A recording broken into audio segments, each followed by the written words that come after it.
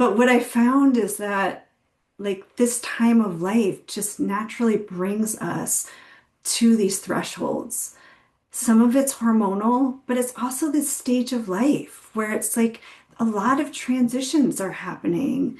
We find ourselves, and I think some, what's hormonal, what's not, but it's just like we find ourselves, I think, in a place of not being able to put up with what we have before.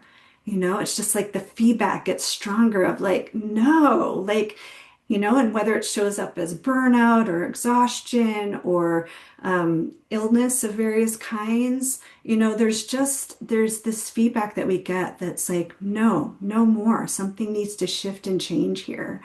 And and that brings us into a different relationship with our body and with guiding ourselves and also it's a time where relationships shift. So some of that is like, okay, if it's an intimate relationship, maybe the way we're being in this isn't working and there needs to be some healing and working through or a letting go. We have parents that are aging or dying. I just want to acknowledge that. Just that is a reality of this time of life.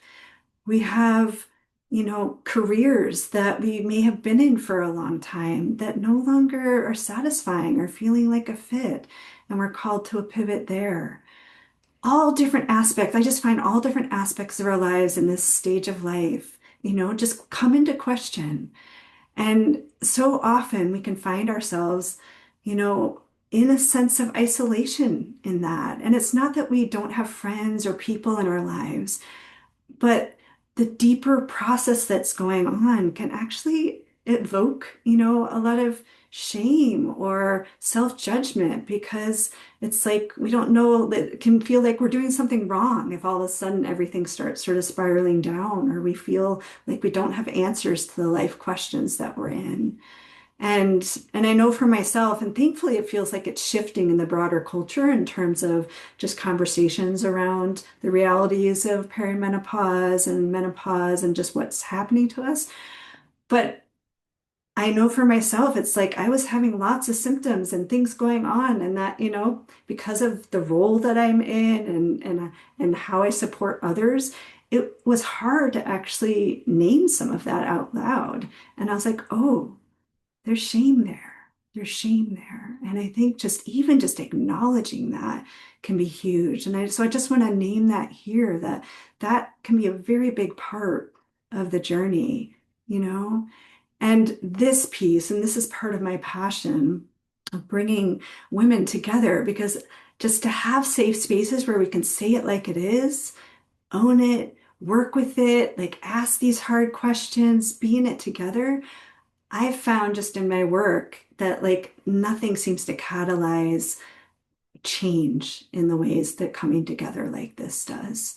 That it's something that, most of us didn't grow up with. It's not a big part of our culture, but coming together in community where it's safe for us to be vulnerable and to feel held and have that mutuality of the journey is huge.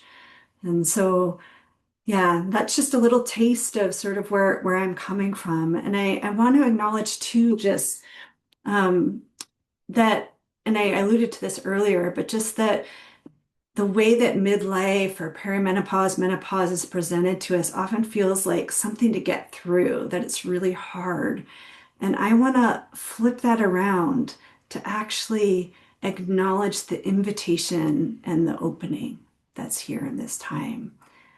And that, just like labor, of birthing a child, it's like those times where like we're actually being called to rebirth, to come into something new can feel really hard. And we can feel the pressure and the disorientation and the new territory.